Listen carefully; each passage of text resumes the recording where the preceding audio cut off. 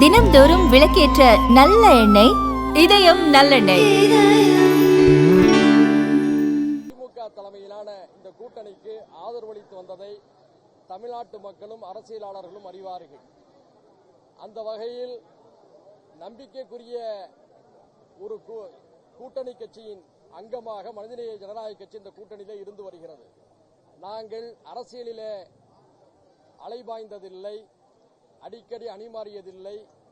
கொள்கை ரீதியாக திமுக தலைமையிலான இந்த அணியிலே நீடித்து வருகின்றோம்.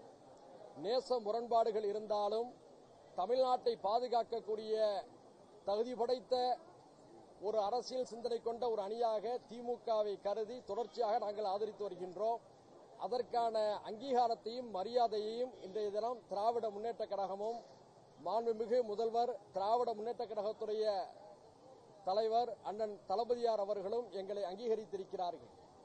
இன்றைய தினம் அண்ணன் டி.ஆர். பாலு தலைமையிலான குழுவோடு நாங்கள் பேச்சுவார்த்தை நடத்திய போது எங்களுக்கான கண்ணியத்தையும் மரியாதையும் தந்தார்கள். எங்கள் மீது முதல்வர் அவர்கள் எந்த அளவுக்கு நம்பிக்கையோடும் அன்போடும் இருக்கிறார்கள் என்பதையும் தெரிவித்தார்கள். பேச்சுவார்த்தை சுமூகமாக இருந்தது என்று சொல்லி முடித்துவிடவில்லை, மிகவும் மகிழ்ச்சியாக இருந்தது. எங்களுக்கான விருப்பங்களையும் கோரிக்கைகளையும் தெரிவித்த போது அவர்கள் அதை உணர்வுபூர்வமாகவும் அன்பாகவும் ஏற்றுக்கொண்டார்கள். விரைவில் நல்ல செய்தியை தருகிறோம் என்று சொன்னார்கள். நாங்கள் அந்த மகிழ்ச்சியோடு விடைபெற்றிருக்கின்றோம். விரைவில் மீண்டும் சந்திப்போம் என்று சொல்லியிருக்கிறார்கள். நல்ல செய்தியோடு மீண்டும் சந்திப்போம், உங்களையும் சந்திப்போம். நன்றி சார். நாங்கள் என்ன கேட்டிருக்கிறோம், என்ன பேசியிருக்கிறோம் என்பதெல்லாம் உள்ளரங்கில் பேசப்பட்ட விஷயம். அதை வெளியில் சொல்வது ஆரோக்கியமாக இருக்காது. பொதுவாக கடந்த தேர்தல்களிலும் அப்படிதான் உள்ளே பேசியதையும் நாங்கள் வெளியே சொல்லவில்லை. உள்ளே எங்களுக்கான உயரிய மரியாதையை நாங்கள் கேட்டிருக்கின்றோம். அந்த மரியாதையை செய்வதாக சொல்லியிருக்கிறார்கள். ஏற்கனவே நான் சுட்டிக்காட்டியது போல சுமூகமாக என்று சொல்ல முடியாது, மகிழ்ச்சிகரமாக இருந்தது என்று நாங்கள் சொல்ல முடியும். நன்றி, சந்திப்போம். அதாவது கடந்த உத்தேச பட்டியல் கொடுத்திருக்கிறோம் இல்லையா, எங்களுக்கான விருப்ப பட்டியலை நாங்கள் கொடுத்திருக்கிறோம். எத்தனை நீங்க திரும்ப திரும்ப கேட்கறீங்க பாத்தீங்கன்னா சொல்ல மாட்டோம். விருப்ப பட்டியலை கொடுத்திருக்கிறோம். அது மட்டும் இல்ல, 2019 நாடாளுமன்ற தேர்தல், 2021 சட்டமன்ற தேர்தல், 2024 பாராளுமன்ற தேர்தல் என்று 3 தேர்தல்களிலும் எந்த பிரதிபலனும் பார்க்காமல் இந்த கூட்டணியை ஆதரித்ததற்காக எங்கள் மீது திமுக தலைமையும் முதல்வரும் எந்த அளவுக்கு அன்போடு இருக்கிறார்கள் என்பதை நாங்கள் இந்த பேச்சுவார்த்தையின் மூலமாக புரிந்து கொண்டோம். பேச்சுவார்த்தையுடைய அனைவருமே எங்களை மிகுந்த உற்சாகத்தோடு பேசினார்கள். அவர்கள் அனைவருக்கும் எங்களுடைய விருப்ப பட்டியலையும் சில செய்திகளையும் கொடுத்திருக்கின்றோம். கூடுதலாக நான் வெளியிட்ட சட்டசபையில் சமூக நீதி குரல் என்ற நூலையும் அனைவருக்கும் அன்பளிப்பு செய்திருக்கின்றேன். நன்றி, சந்திப்போம். விரைவில் அழைப்பதாக சொல்லியிருக்கிறார்கள். விரைவில் நல்ல செய்தி வரும். நன்றி. இந்த புத்தகத்தையும் இன்றைய தினம் பேச்சுவார்த்தைக்குள் அனைவருக்கும் நாங்கள் கையளித்திருக்கின்றோம். நன்றி. நன்றி. இல்ல முடிஞ்சு டைம் இல்ல. அதாவது மிக முக்கியமான செய்தி, திமுகவை நோக்கி பல புதிய கட்சிகள் வருகின்றன. அவர்கள் அனைவரையும் நாங்களும் மகிழ்ச்சியோடு வரவேற்கிறோம். ஏனென்று சொன்னால் தமிழ்நாட்டில் எல்லா ஜனநாயக சக்திகளும் பிரதமர் மோடிக்கு எதிராகவும் மோடி தலைமையிலான அதிமுக கூட்டணிக்கு எதிராகவும் இருக்கிறார்கள் என்பதை பறைசாற்றுவதற்கு இந்த அணியுடைய எண்ணிக்கை பெருகுவது மகிழ்ச்சி அளிக்கிறது. அதை நாங்கள் மனப்பூர்வமாக வரவேற்கின்றோம். திமுக தலைமை இந்த விஷயத்தில் மிகவும் பெருந்தன்மையாக நடக்கிறது. குறிப்பாக மாண்புமிகு நம்முடைய முதலமைச்சர் அவர்கள் இந்த விஷயத்தில் கடந்த கால கருத்து வேறுபாடுகளை எல்லாம் மனதிலே கொள்ளாமல் மிகுந்த சகிப்புத்தன்மையோடும் பொறுமையோடும் விருப்பத்தோடும் அரசியல் அரவணைப்போடும் தமிழ்நாட்டுடைய எதிர்காலம் மிக முக்கியம் என்ற அடிப்படையில் சிந்தித்து செயல்படுகிறார் என்பதை உணர முடிகிறது. மாண்புமிகு தமிழக முதல்வருக்கு எங்களுடைய புரட்சிகர வாழ்த்துக்களை தெரிவித்துக் கொள்கிறோம்.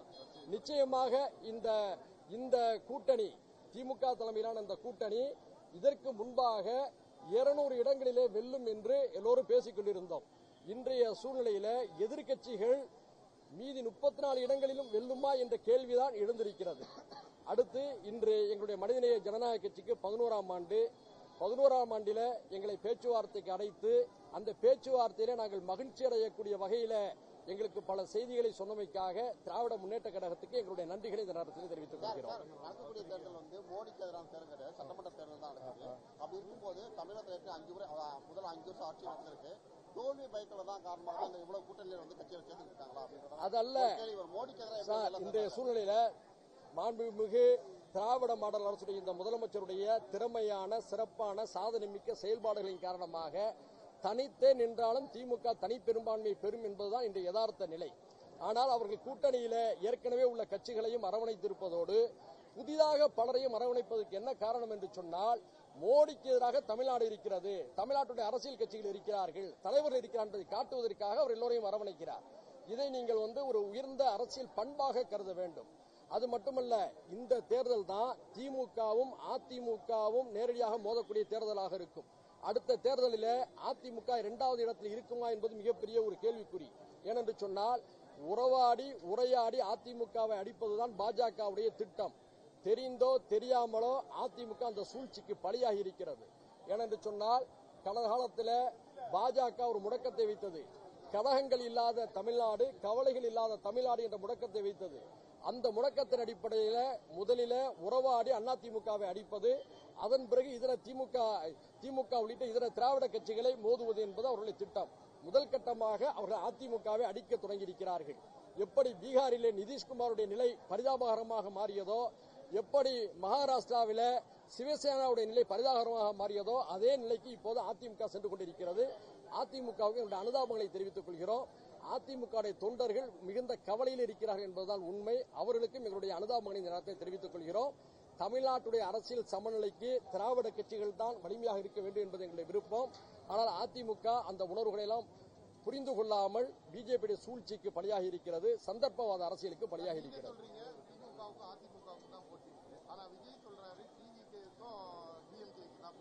சார், விஜய் சொன்ன கருத்து நேற்று மாலை 5 மணியோட முடிஞ்சு போயிடுச்சு. என்ன காரணங்கிறது உங்க எல்லாருக்குமே தெரியும். சரியா? நன்றி. மாண்புமிகு முதல்வர் அவர்களுக்கு நாளைய தினம் பிறந்த தினம். மாண்புமிகு முதல்வர் அவர்கள் 100 ஆண்டு காலம் நீடூடி சிறப்புடன் வாழ்ந்து தமிழ்நாட்டுக்கு பணி செய்ய வேண்டும் என்று மனிதநேய ஜனநாயக கட்சியின் சார்பில் முன்வாழ்த்துக்களை தெரிவித்துக் கொள்கிறேன். நன்றி. அது குறித்து இன்று மாலை எங்கள் கட்சியுடைய ஒருங்கிணைந்த செயல் திட்ட குழு கூட்டம் நடைபெறவிருக்கிறது. அதில் நாங்கள் விவாதிக்க இருக்கின்றோம். நன்றி.